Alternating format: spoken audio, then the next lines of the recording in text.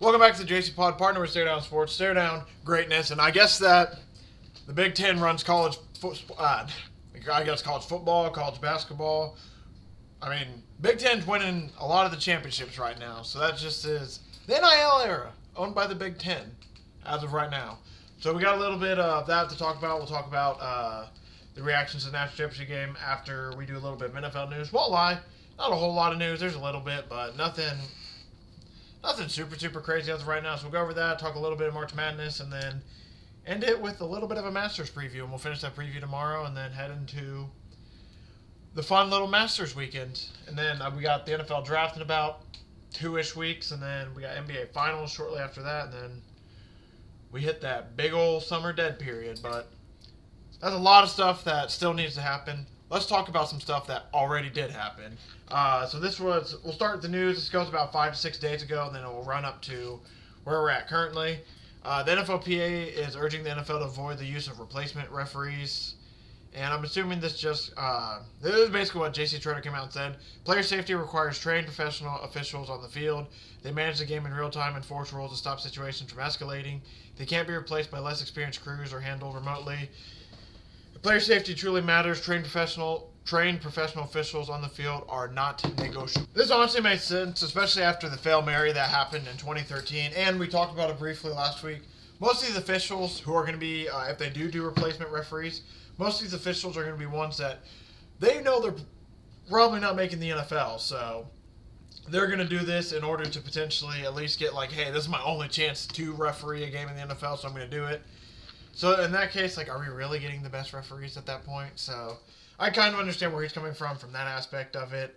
Negotiations are obviously at a very, very interesting standpoint, as the NFL is saying one thing and the referees are saying another. And it's basically to a point where we're at a standstill, and who knows how long the standstill is going to go. You would hope that they'll get a deal done at the 11th hour, and usually with these things, that's what tends to happen. The league and the NFLRA have been negotiating a new collective bargaining agreement since 2024, and the CBA expires on May 31st of this year.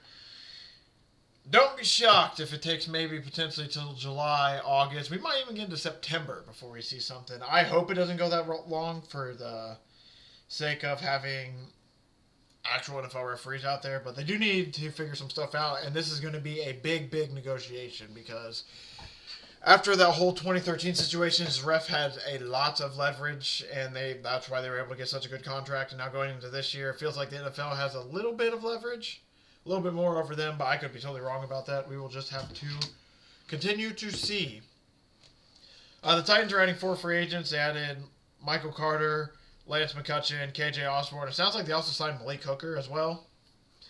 And so Cam Ward's obviously going to be their QB1, so that means they have Mitch Trubisky, Will Levis, who's recovering from shoulder surgery, Malik Hooker, and then Cam Ward, who's obviously the QB room. They're most likely going to keep 3 of these guys, so it makes you wonder if they're maybe going to give up on the Will Levis situation, or maybe Mitch Trubisky is the one that's going to be gone, or maybe Malik Hooker doesn't make it. But obviously it's a situation where Cam Ward's obviously going to be the starter. He's going to be the main guy. So I don't think any of these guys are fighting for a starting job. They're obviously fighting for the backup and then the third string, but it makes me very curious about the one I feel like might be the most unsafe potentially is Will Levis. Maybe not because he's their draft pick, but he's a draft pick of an older regime. You also look at it from the fact that they probably don't want a younger guy there for Cam Ward to like have competition with. They probably want more of a veteran guy who's going to be able to come in and back up and need help, but basically a guy just to help Cam Ward grow into the quarterback they want him to be. So that's what makes me think Will Levis is going to be on the move. And if he's going to be on the move, is he the next quarterback reclamation project? Like, is he going to be the next one that we see that all these teams go after and they try to, like, is he going to be a guy where the Rams go after him and he sits behind Stafford for a year or two and learns? Like, is he going to be one of those guys, or is he just going to end up trickling out of the league? Because it's been an interesting career for him so far. But like I said, I could be reading this all wrong and they end up moving on from Mr. Trubisky. I have no idea where they're thinking at, but you got to think with 4 quarterbacks, they aren't going to keep all 4. And the main reason I wanted to bring up this story is because of that. Because obviously Cam Ward's their guy, and the big thing with Will Levis now is like, is he going to be the next one of those quarterbacks? I was like, maybe draft a little bit too high, sits behind, learns somewhere under like Kevin O'Connell with the 49ers with Kyle Shanahan. Is he going to be one of those guys, or is it going to be just a Hey, salute to your service in the NFL, buddy. I don't know. It's going to be very interesting to see. The Bears, I think they're closing in on when they need to make a decision on picking a stadium site. Apparently, they hope to have a site enclosed in Illinois or Indiana late in the spring or early in the summer. It sounds like they basically only have, I could be totally wrong about this, so I'm not going to give out a time, but I thought I read that they only have like a couple weeks left, so that also makes sense with the early spring, or the spring or summertime, but I don't know. So this is one of those stories where it's like, well, I'll talk about this a little bit more, like if it actually becomes a thing where the Bears are moving to Indiana, because it's one of those things where it's like, until it happens, I don't want to just talk about a whole bunch of nothing, because we could just basically go on about this for a bit, and then all of a sudden it's like, oh no, then Indiana was just used for leverage, now the Bears are going to come out and do all this and everything, but, so yeah, we're just going to be on standby and see, and it also it'd be really, really dumb for Illinois to lose the Bears to Indiana. That's all I'm going to say on that. So I don't think they're going to go that far.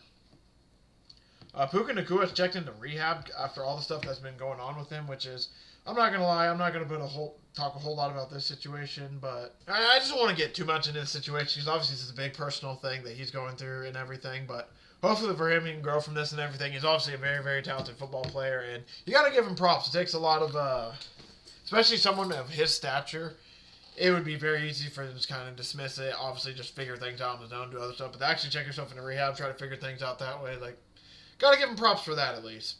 But yeah, I don't want to, it's one of those stories, like, we'll see what comes of it, obviously, but as of right now, I'm just going to give him props for doing something that does take a whole lot of courage to end up doing, and hopefully it's for the better, because like I said, he's pretty damn good at football, and the Rams are one of the Super Bowl favorites to win this year.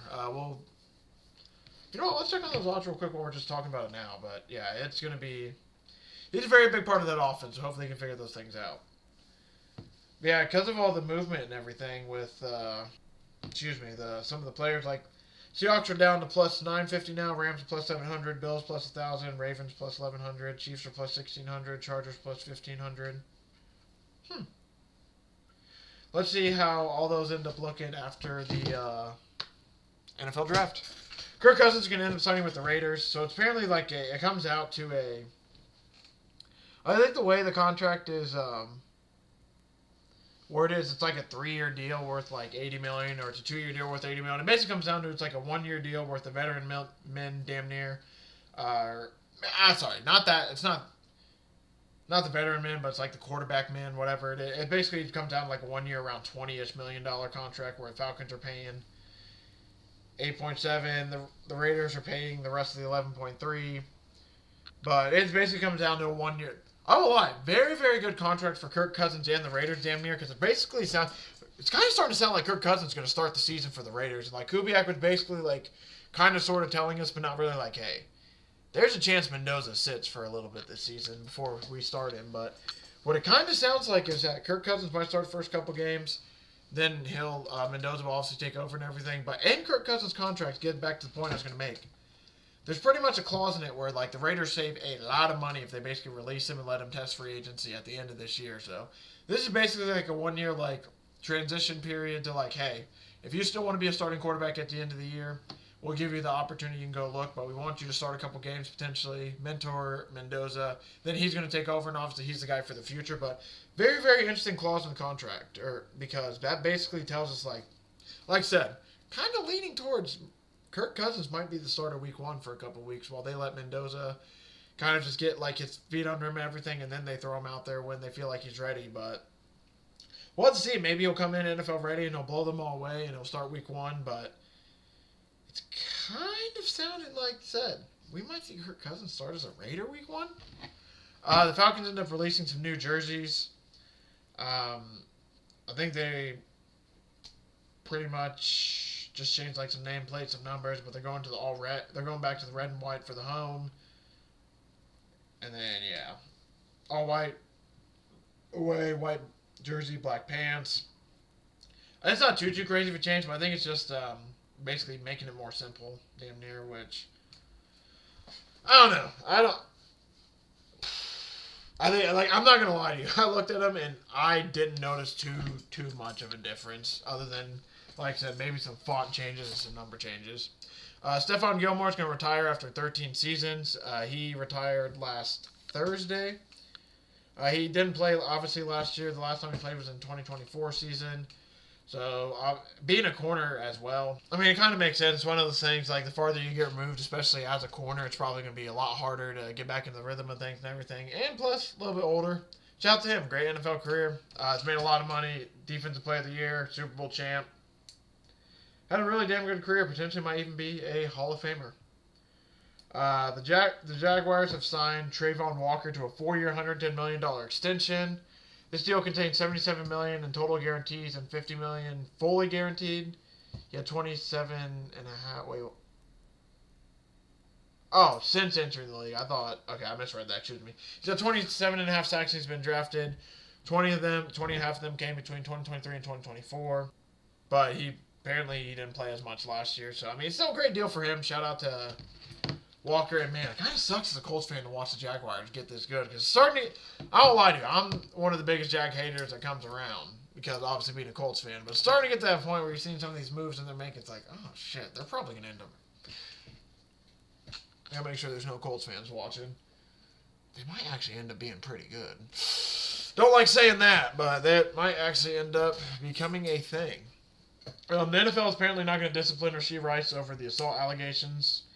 So it sounds like he still might have a court date potentially for either this or the car incident, I believe I heard. Could be wrong about that, not 100% sure. It sounds like there's a little bit more of the, I guess, what's the correct word? That's not civil, but basically it sounds like there might be some more in the court of law. Sounds like that might be the best way to put it. Basically in the court of law, sounds like he has a little bit more to clean up, but he shouldn't get any more discipline when it comes to being on the field. But you got to think this guy is at very, very thin ice for Rashee Rice. So you got to think that he might need to start locking in a little bit, because, yeah, apparently, like I said, nothing's come of this from NFL punishment-wise, but still just not a great look for him, what's been going on lately the last couple of years. This was kind of a shocker. DeMarcus Lawrence apparently requested a trade. He plans to skip the Giants offseason workout program that kicks off Tuesday. They tried to negotiate a new deal the past 2 off seasons, but haven't made any progress. This is obviously a situation where there's some guys getting paid a little bit more than him that aren't nearly as good as he's been.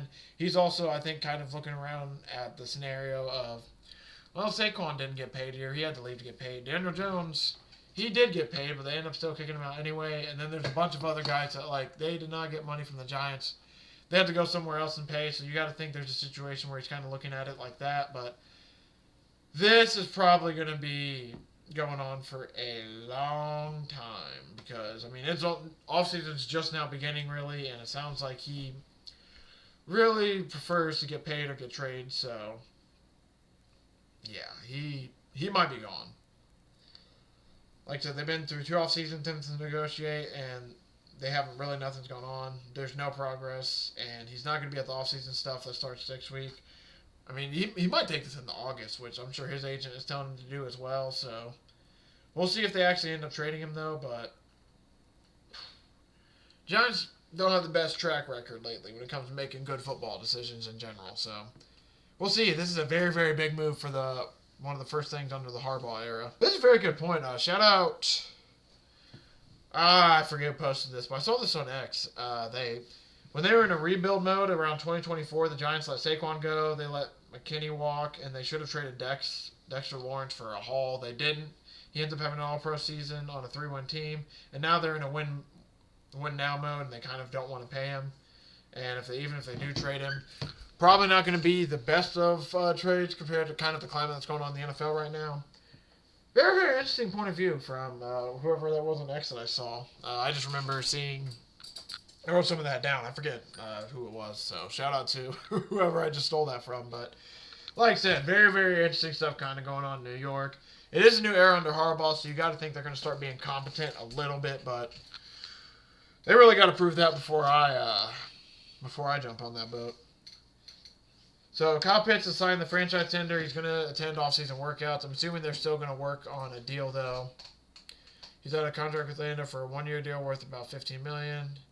He can still negotiate and potentially sign a multi-year deal with the Falcons through July 15th. So we got a couple more months to wait on that.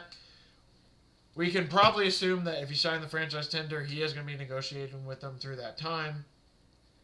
One of the final things I want to talk about, Fernando Mendoza isn't attending the NFL draft. It came out that he's going to spend it with his family, being a family guy that he is.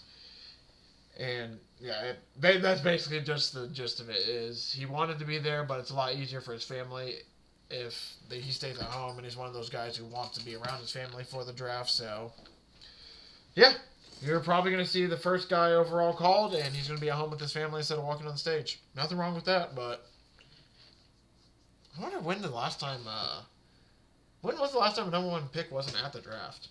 Just out like I don't think I know.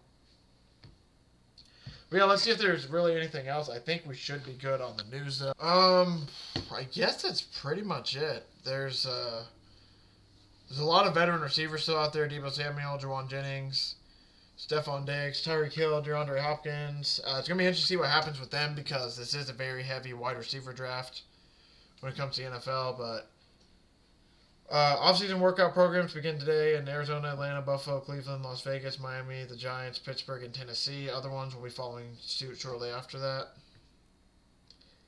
And, yeah, I think that's basically it. Past that, I mean, some crazy non-football news. Mike Malone's now the coach of UNC. That was just kind of a wild, like, what? Mike Malone?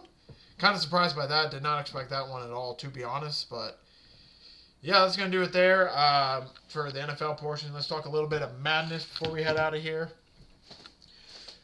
What a fun, let me rephrase. You know what? It was a fun weekend of games. It just sucked that the final four games were kind of, like the UConn-Illinois game was close for a bit, then UConn ended up pulling away. The Michigan-Arizona one, that was over relatively quickly, and then it got ugly fast. Michigan's winning by like 30, UConn won by like 13 or whatever, and then the national championship game looked like at one point it might be a similar thing. UConn was able to play the game they needed to play to have a chance to win, and Michigan was that talented. They weren't able to beat them. It's very similar, honestly, to, while these teams are completely different, it is a very similar run to like UConn and Purdue a couple years ago where Purdue did make the national championship, but a lot of us were kind of like, yeah, it's probably UConn's year, though. They're just too damn dominant. I think the only reason that I was one of them, I'll admit, I took UConn spread at least, so that helped out a bit. But I felt like Michigan might win, but overall, it's just like, man, it's really hard to bet against Dan Hurley. He's just been so damn good, and he's been a covering machine. They've just been finding ways to win. So that's why I bet UConn money line, even though I knew that, like, yeah, Michigan's a pretty damn good team, and Michigan proved it. Like I said, they played. I think I heard one of I'll just steal this straight from an expert. I think he said they played like their C+, C+ game, and UConn still just could not do enough. And it's just crazy because there was multiple chances where it's like UConn was going to be right there, and they just don't get a shot to go the way. Oh, if they can make this layup, they'll be within 5, especially towards the end of the game. Like, they were lingering for a bit. Like I said, it was 33-29 going into half.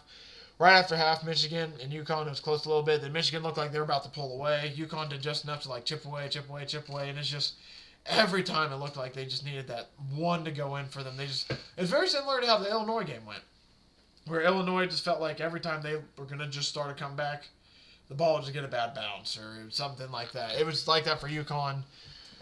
A lot of that second half where one couldn't make a three. I mean, offensively, both of those teams struggled a lot, which, I'm not going to lie to you, really wonder about the ball a little bit, and then you wonder about the rims. Just there's a lot of questions I have in general when it comes to their shooting. But overall, like I said, there also was just in general a very physical game. So even if the boys, one, probably tired, two, if they weren't tired, they're probably so used to getting like forearmed and grabbed up and everything that when they finally got a decent look, they put too much power on it because they thought that they're just so used to fighting all day and exerting so much pressure that they just had to readjust. That could have been a thing. I really don't know. The shooting was just not the best. But like I said, UConn was chipping away, and just when they needed it, they just weren't able to get it. Like, there was a chance they had a steal. It gets double blocked. They weren't able to score. Then Michigan leaks out, hit a three. Then you're like, oh, okay, this game's over. Then somehow UConn's within 4. Alex Caravan, if he's a step in, that three is probably wet like water. But instead, he hits the front of the rim because he was a step back. That misses. So instead of being a 1-point game, it goes to a 4. UConn fouls. It's just like, man. so many chances for UConn to take it. They just weren't able to because, like I said, Michigan was just that damn good. It was a really, really impressive season for them. Shout out to Michigan. This was arguably one of the, I think, but probably could be the best Michigan team of all time with how good they are. I mean, I think a lot of people are going to kind of copy the Dusty May formula with the bigs and obviously the stuff he kind of did in the transfer portal. Then especially you look at him, you look at Kurt Cignetti, and so, I mean, obviously it's culture setting too, but I think a lot of people are going to see what they kind of did with the transfer portal and everything. Some people are going to emulate it. We've seen it not work for some teams. It's obviously not going to work for others, but it's going to be interesting to see, like, how, now that Michigan won it, like, how's this going to, what's going to be the domino effect for the rest of the league now? You got to know with UConn, they already got their system figured out. I mean, they're the bluest of blue bloods right now. I mean, 3 championship games in 4 years. The only losses are to the national champions, and one of them in the national championship game, the other one in the round of 32. Past that, UConn's just been insane on an insane run. Alex Karaban going to go down as arguably one of the best college basketball players of all time when you look at his winning accolades. I mean, he was going to be the only one other than those UCLA teams to win 3 championships in 4 years if they were going to be able to pull it out. They just sadly weren't able to. Fun game, though, overall, because especially because UConn was able to keep it close as a battle, and they were just able to do just enough to be like, all right, I got to watch the end of this. I got to keep watching. Because I'll admit, I ended up going to bed at like 11:30, I think, because of the late tip. That's the one thing I wasn't a fan of the late tip, but we don't need to get into that. Overall, though, like I said, there was one game kept it, like, there was 2 or 3 times where I'm like, all right, it's close to turn-off territory, but UConn was able to do just enough to keep it fighting, and it's like, all right, I'll keep watching, but it's just crazy now, man, that just like that, March Madness is over. 3 or 4 weeks in, 3 or 4 weeks out and gone. Like, I'll admit, I was just texting, shout out our boy, the Redbeard. I was just texting him about what's going on in what's basically going on with March Madness. I don't know why I was spacing. I was basically texting him about the March Madness just earlier today. We were talking about it. It's like, man, it's unbelievable how it's already just over. Like, you get so swept up in the moment and everything. You wait for the next games, the next weekend. You get games, like all those games the first weekend, that's just nonstop games for 4 days. Then the next weekend, it's just nonstop games again. Then it calms down a little bit. And then all of a sudden, hey, you basically got 3 games and it's over. And just like that, we're on to, like I said, it's Masters Week now, which is going to be a fun little thing. I'm very curious to see who's going to end up winning it this year. Rory potentially could feel free because he won in the Masters last year, so he won't be chasing that Grand Slam. Scotty Scheffler's obviously a heavy favorite. I think Bryson DeChambeau is coming in pretty decent off of the Live Tour. John Rahm, I think, is similar. We'll talk about all the odds and everything tomorrow. Just a couple guys I'm looking at just for fun. But today I just wanted to slightly preview it a bit and just kind of talk about the craziness that is the run the sports has been on. Because, like I said, Super Bowl's been over now for a while, obviously. But just feels like it was just 3 or 4 weeks ago we were at the Super Bowl, but Super Bowl's gone and passed. March Madness gone and passed. It's Masters Week already, and then we move on to NFL Draft. Then we got WNBA will be tipping off here soon, but also so will the NBA playoffs, which are I think the play-in tournament basically starts a week from today, damn near. I think is when about the play-in tournament is going to start. So it's just crazy, man. We are. What is it now? This thing's been scrolling all day, and I haven't. 155 days to week 1. I mean, we were just at 190-something a couple days ago. Time's flying. I'm just wasting time, so I guess we can head on out of here. Thank y'all for watching. Thank you for support. Really do appreciate it. Short one today. Like I said, not a whole lot to talk about. Just want to celebrate Michigan and their when Big Ten runs college sports. Like I said, kind of crazy when you think about it. But being a Big Ten guy myself, you love to see it. Masters is starting this week, so that's going to be a lot of fun. March Madness has came and went. We are ever so closely getting closer to the NFL Draft and then closer to some more of these offseason milestones like the post-June 1st time, July 15th when some of these guys can sign their franchise tags and everything. And then before you know it, the season's going to be here at this point. But I'll be back in this feed tomorrow. Probably go over a little bit more NFL news we missed. And we'll talk something NFL. I'm not 100% sure yet. They have win totals out. I don't know if we want to do all that in April and everything, but we will have something NFL to talk about. Might be something related to the draft. I have 2 or 3 options. Don't know which one I wanted to choose. So you'll have to see tomorrow. Thank you all for watching. Thanks for support. I'll be back in this feed